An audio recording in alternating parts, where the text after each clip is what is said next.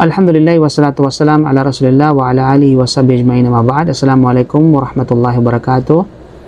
Sa video na ito, tayo po ay magsasagot sa ilan sa mga katanungan ng ating kapatid na kung saan pinadala sa atin sa pamamagitan ng kanilang social media platform, and hopefully ay meron tayong matutunan inshallah biidnillah, dahil naharapat para sa atin sa mga kapatid natin o sino man sa atin kapag hindi natin alam mga bagay-bagay na may kaugnayan sa ating relihiyon, harapat na ito ay tanong sa mga nakakaalam. Sabi nga ng Allah, fas'alu ala dhikri in kuntum la ta'lamun.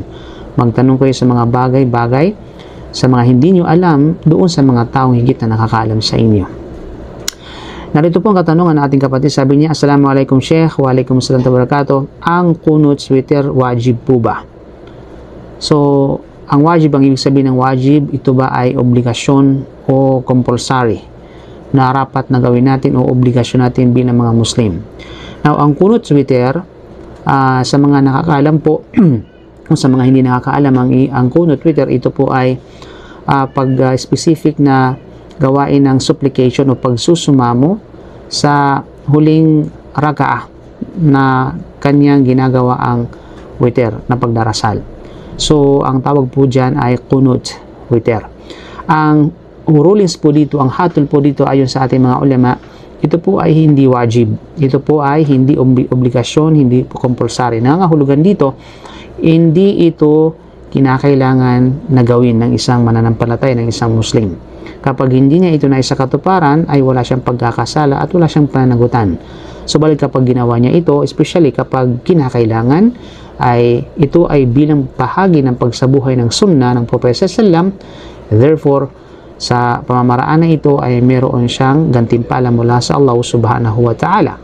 Subalit ang hukom po nito, ito po ay hindi po wajib. Bagkus ito ay sunnah. Subalit, hindi rin mainam na lagi-lagi niya itong ginagawa. Minsan ay gagawin niya ito, minsan naman ay hindi. Yun po yung eksaktong pamaraan sa sunnah na ito, mga kapatid sa pananampalatayang Islam. Subalit, sa mga sitwasyon halimbawa ng Ramadan, no? Especially last 10 days ng Ramadan, mas mainam at pinakamainam na sa tuwing nagsasagawa tayo ng witr ay ating sasakatuparan ang kunut, inshallah subhanahu wa ta'ala. So, hindi po ito wajib. Nangangahulugan na pwede mo itong iwan at pwede rin mo itong gampanan, lalo pat ito ay kinakailangan, no? At especially, kaya sinasabing witr, kunut al-witr, dahil ito ay mas mainam na gawin sa tuwing tayo nagdarasal ng witr. By the way, ang hukom po ng witr, ang witr literally ito po ay odd number, walang pares, kumbaga, no? Gansal sa wikang Tagalog, na kung saan ang witr, ang pinakamaliit na bilang nito ay isang rakaah, no? At of course, sa sino mang magsagawa nito ng higit sa isa, siguraduhin na isa sa katuparan ito ng gansal. Ibig sabihin, walang pares. 3, 5, 7. Na kung kaya, mga kapatid, ang hukom ng witr din, ganun pa man, ito po ay sunnah muakkada. Ito po ay pinaigding o mariing sunnah na dapat na isabuhay ng isang mananampalataya. Ito ay batay sa hadith ni Prophet sallam mula sa mapapanaligang hadith na sinabi niya, ij'alu akhira salatikum bil-layli witra.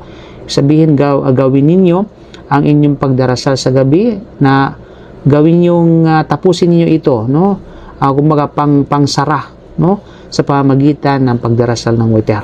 At of course, ang pagdarasal ng witr ay kinaiibigan ng Allah subhanahu wa ta'ala at kinalulugdan ng Allah subhanahu wa ta'ala batay sa hadith ni Prophet sallam, innallaha witrun yuhibbul witr. Tunay ng Allah subhanahu wa ta'ala ay witr, nag-iisa, bukod tanging nag-iisa, kaya kinalulugdan niya ang pagsasagawa ng witr. Kaya ang sino mang gumagawa nito ay kinalulugdan ng Allah subhanahu wa ta'ala. Naway ibilang tayo ng Allah subhanahu wa ta'ala sa gumagawa nito, mga kapatid, at naway ilayo tayo ng Allah subhanahu wa ta'ala mula sa mga nagpabaya nito.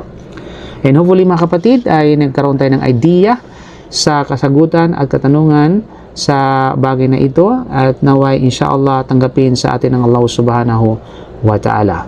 So, kita-kits po tayo sa mga susunod na mga katanungan at kasagutan.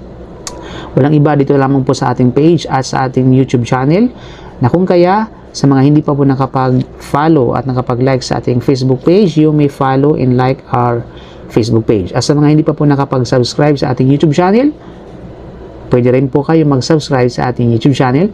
And don't forget to hit the bell button upang lagi kayong ma-notify sa every upload po natin ang ating video inshallah. Okay? So maraming salamat po. Jazakumullahu khair. Assalamualaikum warahmatullahi wabarakatuh.